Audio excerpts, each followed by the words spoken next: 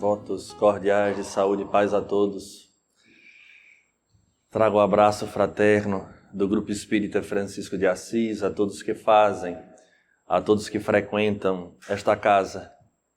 E como de costume sempre falamos, fazemos votos sinceros que permaneçam fiéis a Cristo e a Kardec. Para abordar esse tema, Jesus e o Sermão da Montanha, obviamente todos nós temos a oportunidade de visitarmos o Evangelho de Mateus, nos capítulos 5, 6 e 7. Mas na medida em que nos encontramos numa casa espírita, obviamente enxergando essa carta magna ou a síntese das lições de Jesus, nos obriga a enxergarmos com os olhos do Espírito. Sendo assim, para que venhamos a tecer comentários, é preciso fazer uma digressão histórica nessa estruturação da ligação do indivíduo encarnado com o próprio Criador, para que venhamos a, de alguma forma, modificar a perspectiva pela qual enxergamos a personalidade de Jesus, para que este sermão passe a fazer sentido em nossa existência. Os primeiros movimentos, ainda quando nas furnas, em observando os fenômenos da natureza, e aqueles indivíduos que ali se encontravam não apresentavam o arcabouço cerebral, lhe dando a possibilidade de decodificar as informações que a natureza lhe propunha a compreender, começa a perceber que havia forças extra-humanas que não tinham a possibilidade de serem controladas e que desde então apresentavam consequências das mais diversas. As enchentes, as tempestades, os raios, o fogo que se apresentava, dando ali a condição de trazer consequências quando indivíduos que pertenciam ao clã tinham a sua vida extinta frente a esses desafios que a natureza apresentava.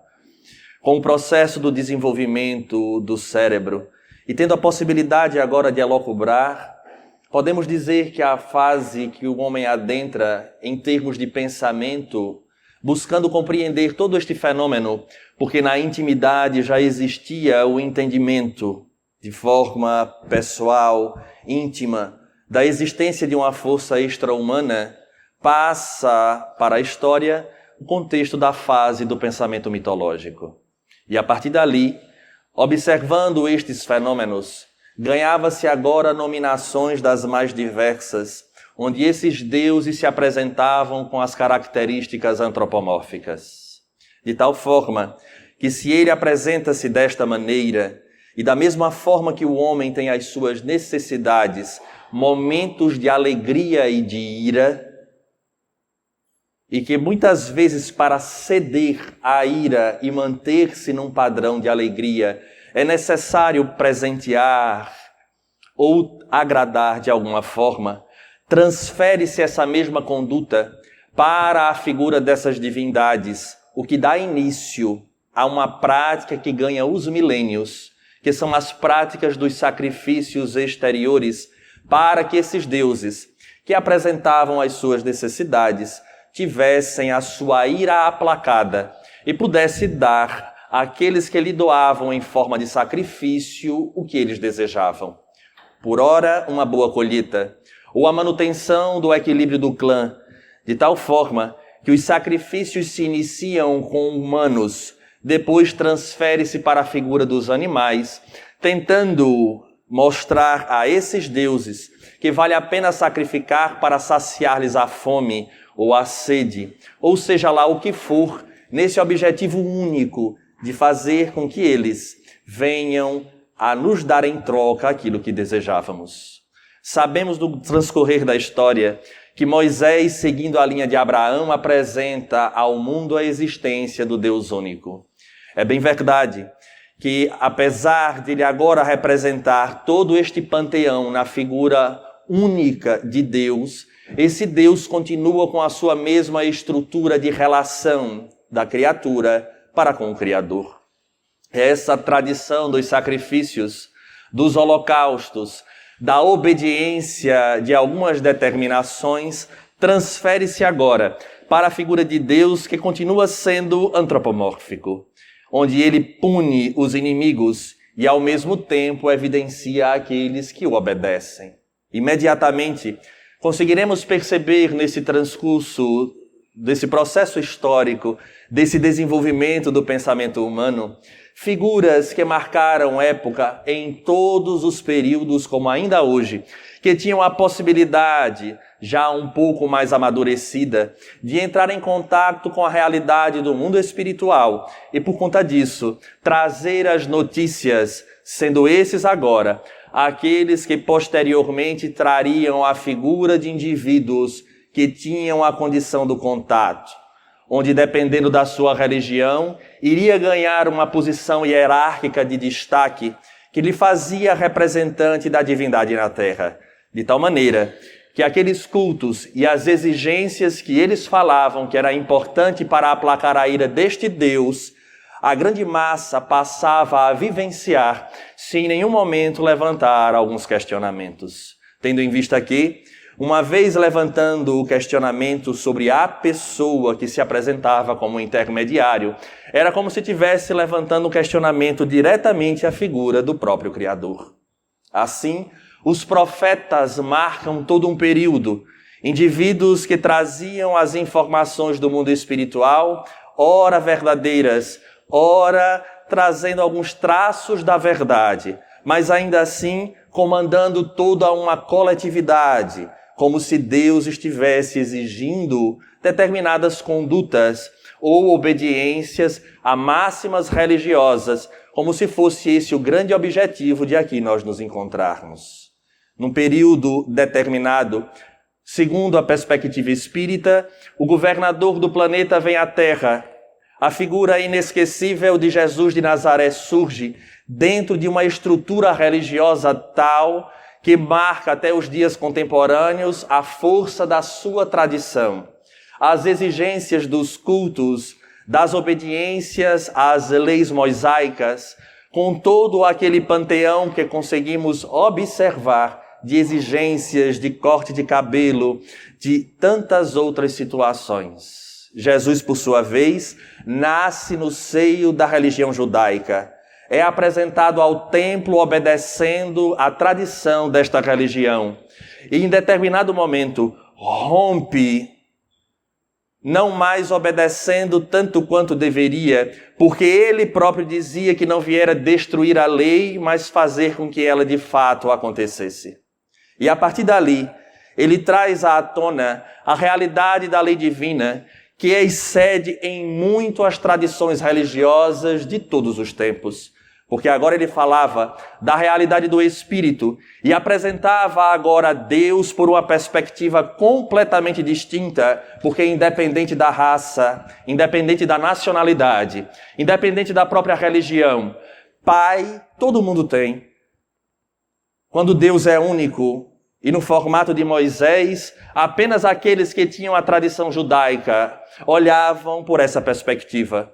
No entanto, quando Jesus agora apresenta no próprio Sermão do Monte, porque o Pai Nosso encontra-se ali imerso, ele agora vai dizer: Pai Nosso que estais nos céus.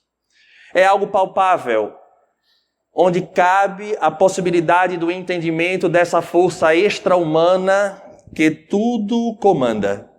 Ao mesmo tempo, levanta situações que nos levam a refletir diferentemente da perspectiva mosaica, onde nós observávamos o Deus que pune, mas na hora em que nós colocamos a figura do Pai trazida por Jesus de Nazaré, esse Pai é Pai de todos, independente daqueles que o reconheçam ou não a paternidade.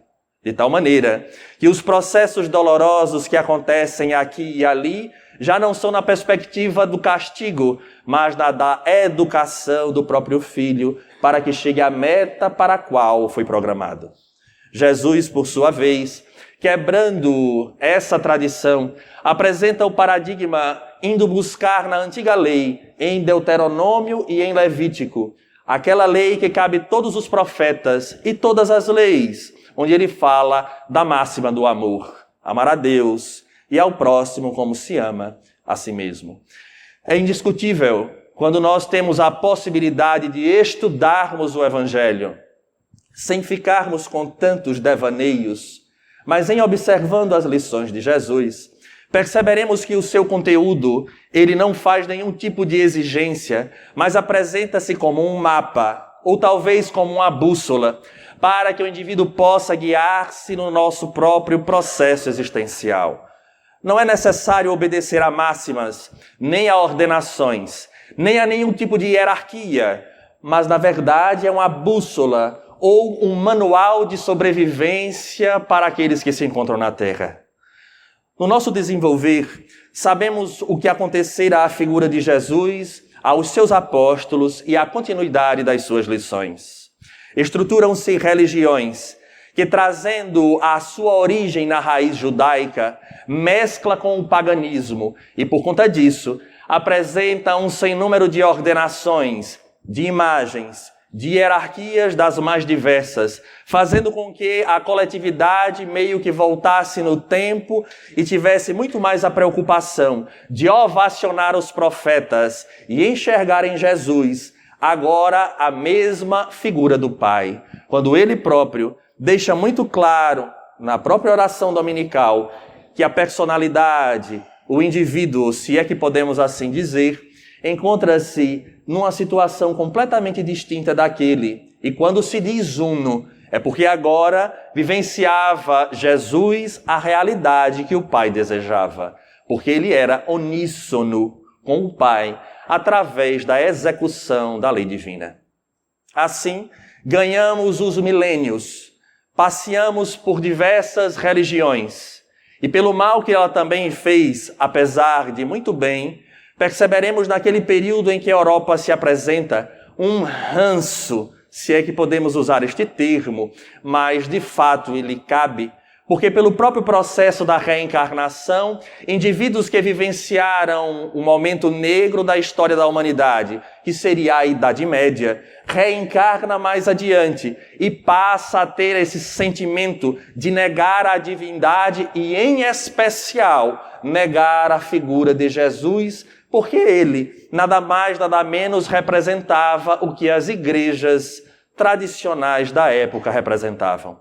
Porque as pessoas não tinham acesso a Jesus, tinham acesso à igreja. E a igreja, por sua vez, num contexto histórico, político, ideológico, fazia com que a figura de Jesus servisse aos interesses pessoais ou daquela coletividade na sua estrutura hierárquica. De tal forma que os indivíduos e espíritos, também missionários, que são mandados na seara da ciência, seja das ciências sociais, seja das ciências da saúde ou as ciências naturais como um todo, começam a derribar aqueles conceitos equivocados e não mais voltar-se para a figura das religiões, logo de Jesus, ou daquele Jesus que também remetia-se àquele Deus. De tal forma que vamos observar a Europa entrando naquele último período de uma grande escola filosófica, que seria o positivismo, onde a ciência agora apresentava resultados extraordinários e diante de algumas situações era muito mais confiável voltar as atenções para a ciência, porque sempre nos daria o mesmo resultado frente às mesmas equações físicas, matemáticas ou químicas, do que crer naquele Deus que porventura nós obedecemos todas as exigências de determinada religião e o resultado nem sempre era positivo. Era a doença que nos acometia, era a perda de um ente querido ou situações das mais diversas. Assim, entre crer em Deus ou nesta figura que o representava sendo a unidade, que seria a figura de Jesus, melhor seria dar as costas e voltar-se para a figura da ciência, que nos dá o resultado que nós tanto esperamos. Não obstante a este hábito, o homem entra num conflito profundo, porque a ciência não resolve essas questões. Como ela resolve a saudade de um ente que partiu? Como ela resolve as situações complicadas, extremamente complexas e intrincadas do núcleo familiar? Como conseguir suportar as mudanças das marés nesse mar da existência, onde às vezes encontramos-nos em verdadeiros passeios e por conta da virada do tempo as tempestades surgem, nos colocando ao risco de colocar a pique a embarcação das nossas existências. A ciência, então, não consegue resolver. Desenvolvera-se a tal ponto, inclusive nos nossos dias, de no máximo nos dar uma droguinha que nos alivia a ansiedade, sanando as consequências, mas nunca solucionando os problemas. É nessa perspectiva,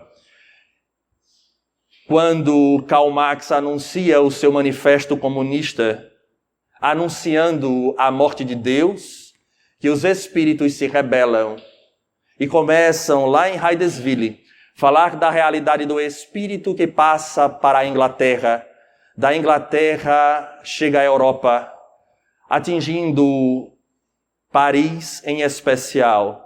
E esses movimentos das mesas girantes chamam a atenção da coletividade pela frivolidade do fenômeno.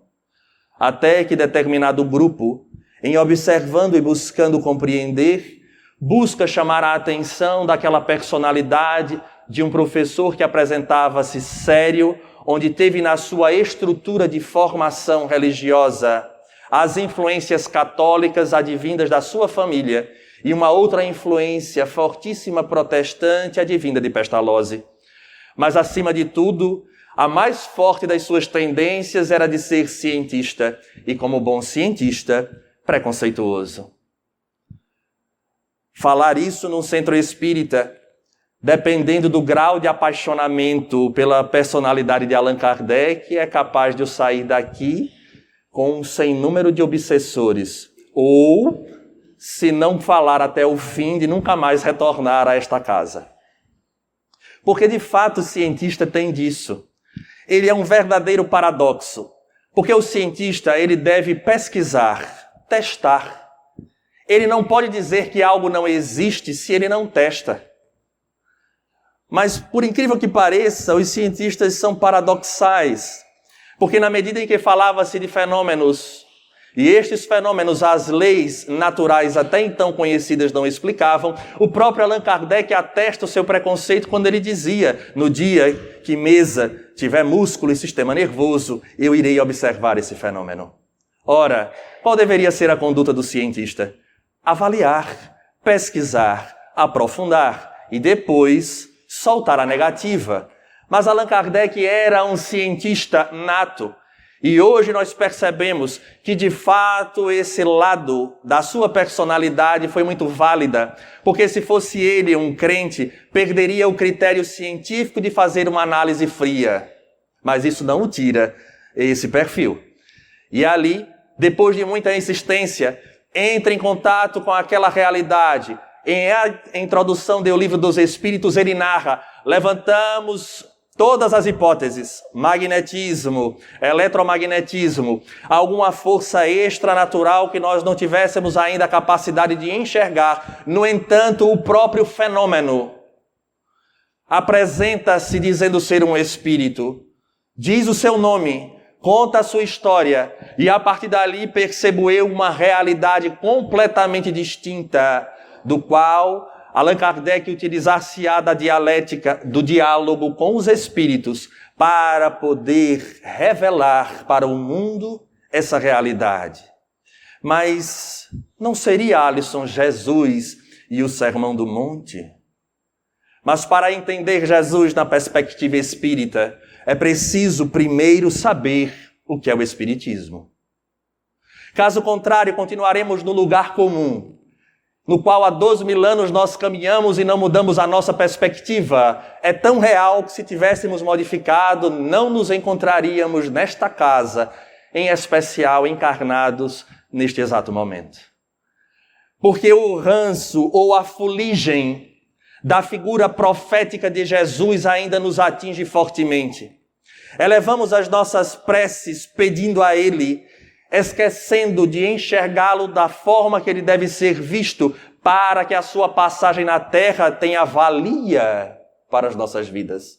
Caso contrário, continuaremos enchendo os templos religiosos de qualquer denominação, e a sua mensagem continuará inócua para cada um de nós. Quando Allan Kardec descobre a realidade do espírito, ele chega a algumas conclusões que nós precisamos urgentemente reavaliar no nosso processo existencial. A primeira coisa que ele descobre é que o mundo original é o mundo dos espíritos. Nada de novidade. Não para nós espíritas, mas até que ponto essa realidade nos atinge no cotidiano.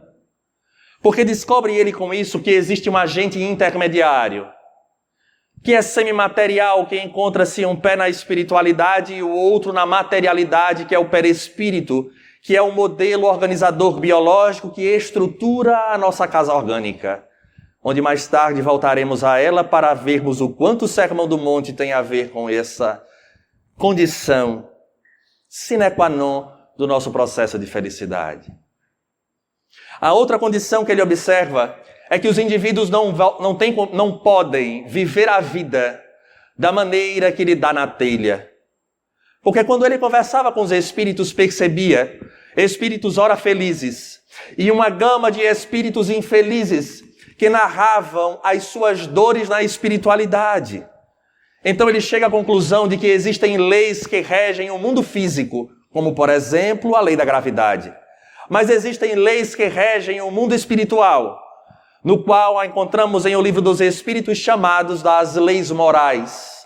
Então existem leis que da mesma forma que a gravidade atinge a cada um de nós, existem leis morais que determinam como deve ser a conduta do indivíduo na Terra.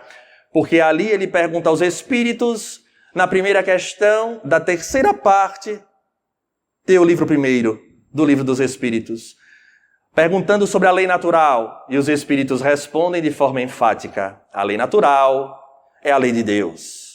É a única verdadeira para que o homem siga. E o homem só é infeliz quando dela se afasta. Ela determina o que deve e o que não deve ser feito. Está lá. Resposta dos espíritos. Ora, então, não é à toa que ele nos traz em O Céu e o Inferno o relato de espíritos de diversas categorias, para que possamos entender, através desta sonda investigativa, porque a doutrina espírita surge como ciência. Na medida em que ele descobre o fenômeno e conversa com o espírito, ele se utiliza de uma ferramenta matemática do cálculo das probabilidades. Usa médiums diferentes, que não se conhecem, submetidos ao mesmo questionamento, em regiões diferentes, e obtém respostas semelhantes. Quando colocamos isso no cálculo das probabilidades, perceberemos que seria impossível, num grupo de 10, 15, 20, 30 indivíduos, que se encontram em regiões distintas e que não têm condições de falar entre si, serem submetidos à mesma questão e as respostas virem com o mesmo conteúdo. Isso significa, matematicamente falando, que a influência do médium é mínima.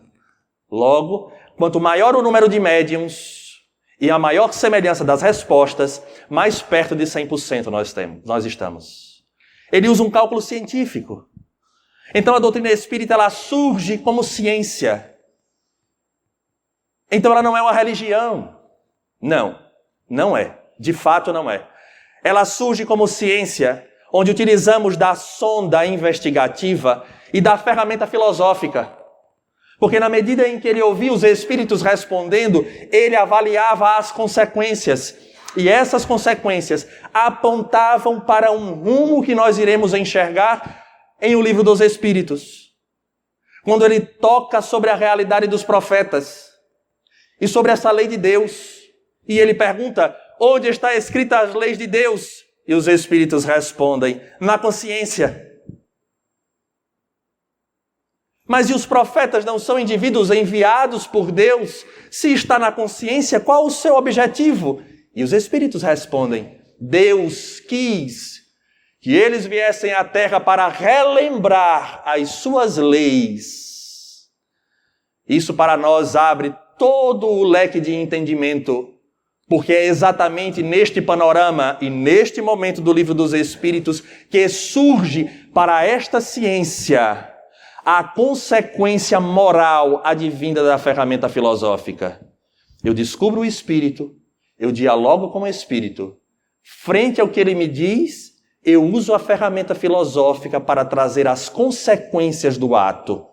E a partir daí, eu observo essas consequências morais. As consequências morais nós achamos de chamar de religião. Então a doutrina espírita, ela é uma ciência de bases filosóficas e de consequências morais. Então, observando isso, Allan Kardec pergunta aos espíritos quem Deus tem oferecido para servir de guia e modelo. Ele não falou de adoração. Ele não falou de idolatria. Ele não fala no contexto religioso tradicional, porque a doutrina espírita ela não se estrutura como religião. Ela se estrutura como ciência e filosofia. E os espíritos respondem, Jesus. Então Jesus é um guia. Ele é um modelo. De fato, ele é aquilo que ele próprio disse que era. Quando o indivíduo lhe chama bom mestre, bom é o Pai que estás nos céus. Mas se quiseres me chamar de mestre, isso eu sou. De fato. Porque o mestre é aquele que leciona. E é tão real que não é estranho aos nossos ouvidos e ao nosso conteúdo quando ele mesmo dizia, aprendei comigo. Que sou humilde, que sou manso. Ora, só se aprende com o mestre. Então, na perspectiva espírita, precisamos urgentemente revolucionar a imagem que nós temos de Jesus de Nazaré. Não é mais a personalidade religiosa que encontra-se sobre um altar ou simplesmente preso a uma cruz. Mas ele é o guia, a bússola, que nos aponta o rumo. E ao mesmo tempo, ele é o modelo, ou seja, é o exemplo de como devemos viver. E a sua biografia deve servir para nós como inspiração para as dores, para os problemas que nos trouxeram até aqui. Porque na medida em que nós compreendemos que somos espíritos primordialmente, e que estamos na Terra para um processo de aprendizagem e de evolução, aquele elemento que falávamos intermediário, ele gerará as consequências para mim amanhã, no meu retorno à pátria espiritual, e desenhará o nosso futuro, porque, na perspectiva espírita, Deus, além de Pai, ele apresenta-se por uma outra ótica filosófica. É a inteligência suprema, causa primária de todas as coisas. Pai eu consigo enxergar, mas alguém pode me dizer qual é o formato da inteligência? E da inteligência suprema? É difícil, porque é a ferramenta filosófica. Agora nós começamos a entender a razão de aqui nos encontrarmos, não só na casa dos humildes, mas em especial na terra. A cada mexida no nosso tabuleiro, fruto do livre-arbítrio, a inteligência suprema modifica o jogo. E aí começamos a ver, se hoje nós estamos sofrendo e na nossa análise crítica não encontramos razão para o sofrimento na atual existência, encontra-se em um equívoco passado. Ou às vezes já estamos resgatando as consequências dos atos de agora. Mas, Alisson, por que gera consequências negativas? Onde dói, onde surge para nós na figura do sacrifício, da dor, de uma penalidade? Porque há leis morais. E toda vez que nós infringimos a lei de trânsito, chega a multa. Quando nós infringimos a lei natural física, nem sempre o resultado é positivo. Basta alguém querer aqui dar uma de super-homem, subir aqui e se jogar, vai entender que a lei física não perdoa. Porque a gravidade vai acontecer. Da mesma forma, há leis morais. E toda vez que nós infringimos essas leis morais irão advir consequências das mais diversas. Agora, depois que Jesus passa o seu primeiro momento de reunir o seu colégio apostolar e produzir curas em corpos das mais diversas, narra o Evangelho de Mateus que ele observa a quantidade de indivíduos que o cercavam. Sobe ele ao monte e no momento que ele sobe ao monte, canta a mais bela poesia que, se nós nos debruçarmos sobre ela, irá servir para nós como a vivência dessas leis morais, de maneira que não teremos amanhã consequências negativas. O Sermão do Monte, então, é a síntese de todas as lições de Jesus de Nazaré.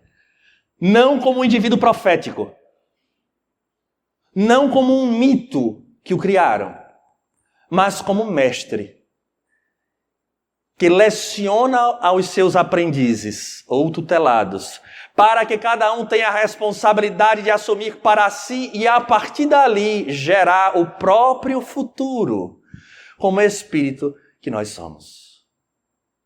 Então, o Sermão do Monte é isso. A tal ponto que Mahatma Gandhi, vindo de uma tradição milenar, que é o hinduísmo, quando entra em contato com aquele sermão, solta uma das mais famosas frases que saiu da boca dele. Se todos os livros sagrados da humanidade se perdessem, fossem queimados, mas apenas o Sermão do Monte fosse salvo, nada se perderia. Eis o nosso desafio. Porque na medida em que nos tornamos espíritas e passamos a compreender a grandiosidade da lei divina, não teremos mais como alegar ignorância. No mesmo capítulo, no primeiro da terceira parte, em que os espíritos falam sobre isso, Allan Kardec diz assim: ora, se Jesus disse tudo, qual a razão de vocês terem vindo falar algo mais? Tem lógica. Tem lógica. E os espíritos explicam algo sobre Jesus, falando da realidade das parábolas, e lá adiante eles dizem assim, que o objetivo da doutrina é esclarecer para que ninguém alegue ignorância. Esclarecer para que ninguém alegue ignorância. É necessário, portanto, como espíritas, conhecermos o código. E conhecer este código vai nos colocar na situação mais desconfortável possível. Ao contrário do que muitas pessoas pensam, de que acreditar apenas em Jesus é uma maravilha, de que caminhar com Jesus é fácil, é porque, acredito, nunca teve a oportunidade de ler, de estudar e de se enxergar neste roteiro moral que é o Sermão da Montanha. E ele tem vários, são 3 capítulos. Eu vou trazer pouquíssimas coisas, mas que sirva para a nossa reflexão. Ele diz assim: por isso vos digo que, se a vossa justiça não exceder a dos escribas e fariseus, de modo nenhum entrareis no reino dos céus. Não é a perspectiva do reino dos céus geográfico, do paraíso. O reino dos céus é um estado interior de paz, de consciência. E ele diz: se a vossa justiça não exceder a dos escribas e fariseus, que apresentam-se como religiosos, mas que fogem à lei, jamais terão paz de consciência. Ora, se nós burlarmos as leis, inclusive as humanas, não teremos paz de consciência, porque o Espírito ele não esquece. Eu vou furar a fila. Fure. Mas na nossa perspectiva, estacionar num lugar de idoso, quando nós não somos, mas é rapidinho. Fugir ao imposto de renda, mas assim a gente não sobrevive. Beber no final de semana, mas é só uma taça. Enquanto nós continuarmos agindo e a nossa justiça, a nossa atitude não for além dessa do convencional que não conhece a realidade do Espírito, não adianta, não teremos paz de consciência. É aqui que ele fala de perdoar, de não julgar. E aí a gente começa a perceber que nós somos confrontados, a palavra é essa. Nós somos confrontados. Veja que interessante a perspectiva dele da religião. Portanto, se estiveres oferecendo uma oferta sobre o altar, olha as tradições religiosas. E ali te lembrares que teu irmão tem algo contra ti, deixa ali tua oferta diante do altar. Vai e reconcilia-te primeiramente com teu irmão. Então vem e oferece a tua oferta. Se é algo que te agrada, faz. Não adianta vivermos a ilusão de que doutrina espírita é essa religião que nos exige assistir à palestra, receber o passe, tomar a água magnetizada. Não. É um mergulho incômodo que o indivíduo faz sobre si, tendo como referência este código moral. Porque o que eu ajo e da forma com que eu ajo é bom ou é ruim? Bom e ruim só será classificado de acordo com uma referência. Eu sou alto ou eu sou baixo? Depende da referência. Se ele é guia e modelo, a referência passa a ser o seu código de conduta. Agora fica fácil. Vamos trazer para nós? Eu queria até fazer um teste espírita aqui na Casa dos Humildes, de ESD. Posso fazer um quiz? Acredito que tem pessoas estudiosas. Quem pensa é o corpo ou o espírito?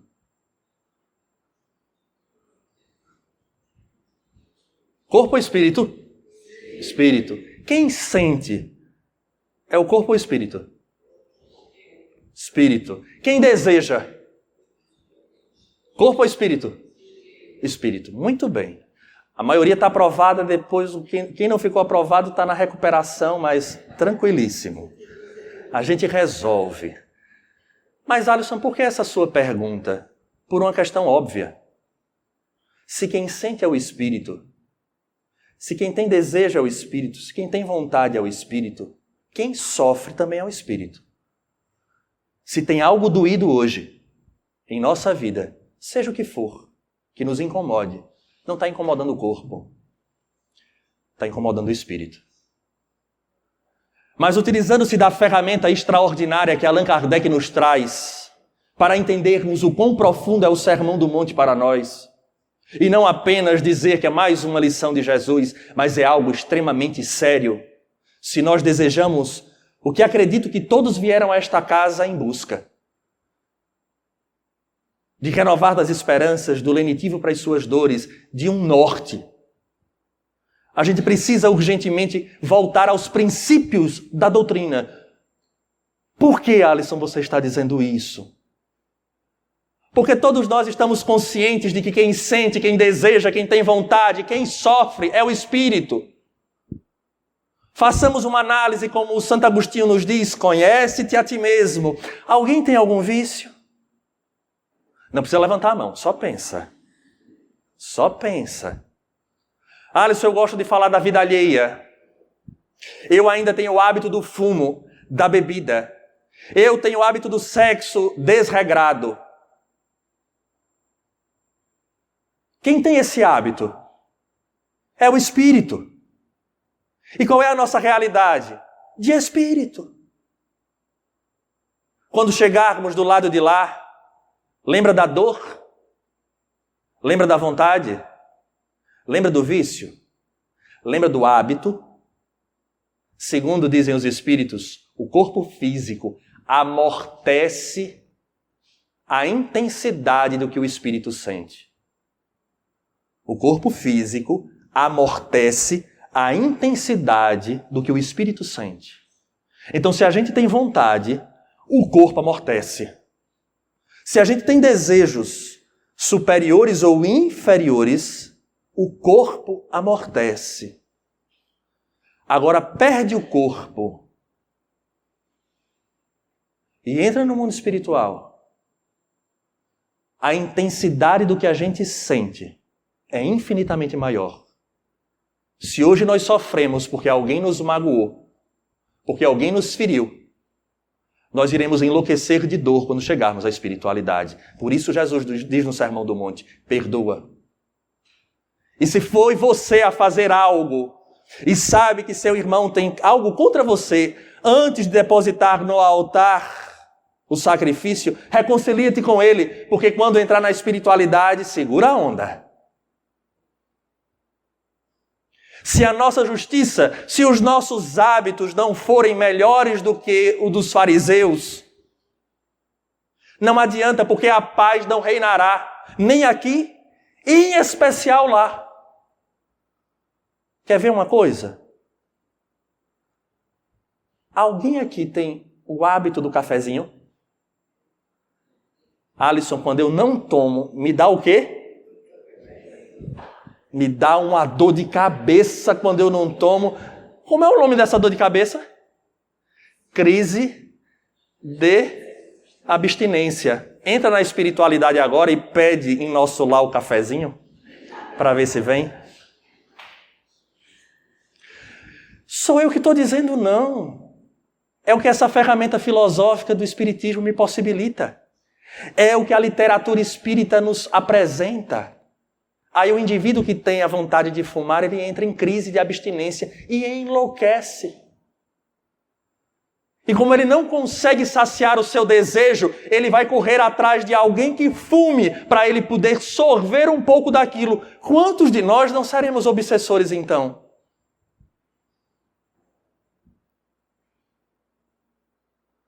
Dá para ver a consequência? Alisson, eu ludibriei a alguém, enganei meu sócio, iludi meu irmão, fiquei com as posses do jeito que eu queria. Ninguém sabe onde se encontra a lei divina. Não foge. O fenômeno de culpa vai para a espiritualidade e agora com uma intensidade incomum. Onde a sentença já foi dada, transitada e julgada. Tem negócio de segunda instância não. E o processo de culpa, ele é tão cruel que reencarna trazendo todas as consequências e apresenta-se agora melancólico ou num transtorno obsessivo ou numa depressão profunda. Onde está a causa? Na consciência, no erro cometido ontem. E não são poucas as vezes que conclui a existência em doenças degenerativas como o Alzheimer. Para ver se apaga de fato da mente tudo aquilo que fez. Se a nossa justiça de fato não exceder a dos escribas e dos fariseus, não entraremos no reino dos céus. E não entrará. Porque esse reino, ele se estabelece na consciência. Agora nós olhamos para a perspectiva das nossas existências, da família onde nos encontramos. É preciso para ontem aplicar a norma, vivenciar a lei. E o Sermão do Monte não há nada melhor. Amar, perdoar, ter paciência. Porque esta família que hoje faz parte do nosso clã foi exatamente o que nós angariamos ontem. E a lei divina, que é a inteligência suprema, reestabelece a lei.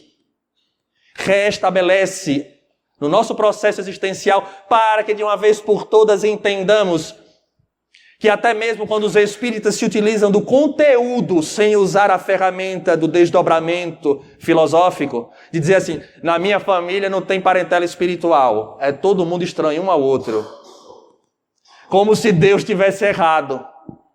E a gente está numa fase complicadíssima na nossa terra, porque parece que Deus erra tudo, até a encarnação Deus está errando, porque era para vir no corpo de mulher, vem no corpo de homem.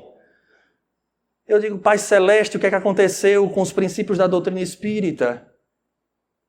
Ou melhor, os princípios continuam inabaláveis, mas a forma de ler encontra-se totalmente distorcida. Deus não erra.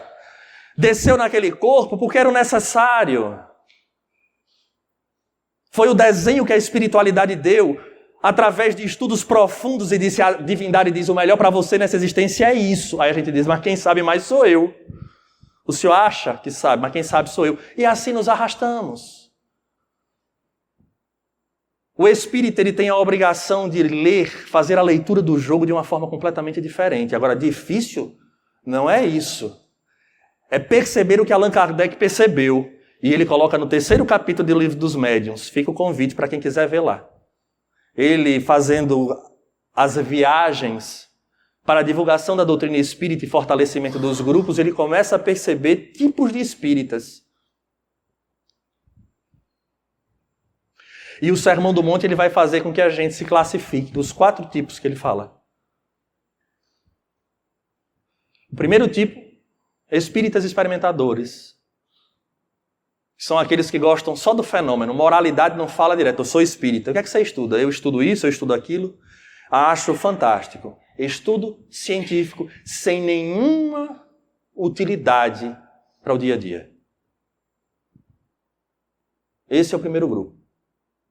Pessoas que a gente chega nos lugares, as pessoas são verdadeiros personalidades odiadas. Não é assim? O segundo grupo, espíritas imperfeitos. São aqueles que estudam, são aqueles que conhecem as máximas da doutrina espírita. Mas o avarento, ele diz assim no texto, o avarento continua sendo avarento. O egoísta continua sendo egoísta. Onde as máximas são lindas, para prescrever para o próximo, mas nunca para vivenciar para consigo mesmo. O terceiro eu vou pular. Eu vou logo para o quarto. E depois eu volto para o terceiro. O quarto ele diz, espíritas exaltados. Que tudo é espírito. Você vinha para a casa dos humildes, tropeçou porque estava desatento, olhando para o seu obsessor, que era o telefone celular, Instagram e Zap, né? O nosso agente carrega e ama o obsessor. Porque eu já vi de gente atropelada com obsessor. Alisson, foi obsessor? Foi. A gente carrega com obsessor à mão agora. Tem gente que toma banho e bota do lado da pia e recebe uma mensagem, a agonia, a ansiedade. A gente tem um nível de ansiedade hoje tamanho, você não termina nem o banho, você já sai todo molhado, ensaboado para ver qual era a mensagem, porque dependendo do teor, você quer ver logo. É nessa hora que você escorrega, se segura nas paredes. Aí quando escorrega diz, foi o obsessor que me empurrou. Foi. Aquele de lá. Não foi nenhum outro. Então existe esse grupo de espírita, que tudo é espírito. A gente tem responsabilidade nenhuma. Caiam, foi o espírito. Fulano brigou comigo, foi o espírito. Eu briguei com fulano, foi o espírito que se apossou de mim. É uma tal de posse toda hora, todo instante, que é incomum. Eu não durmo mais.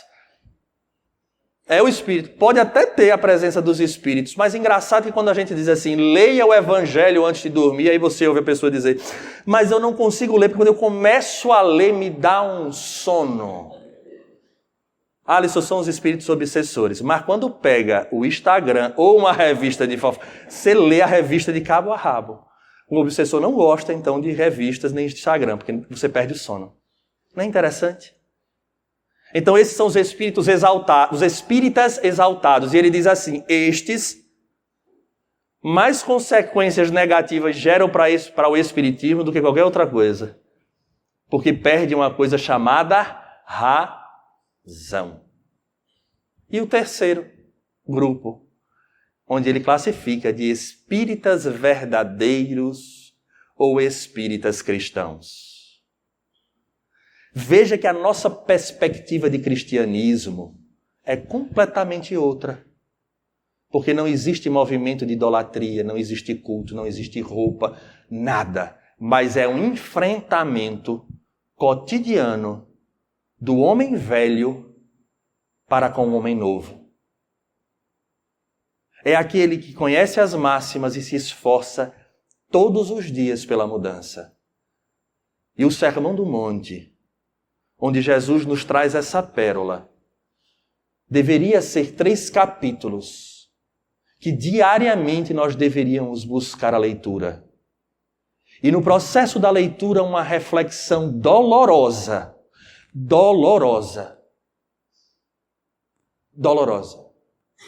Porque não está na moda mais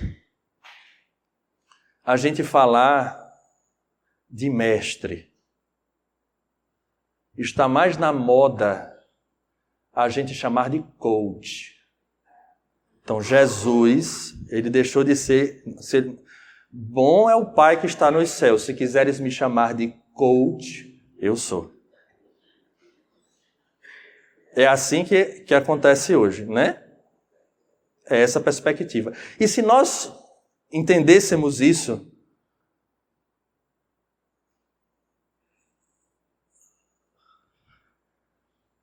seria muito mais fácil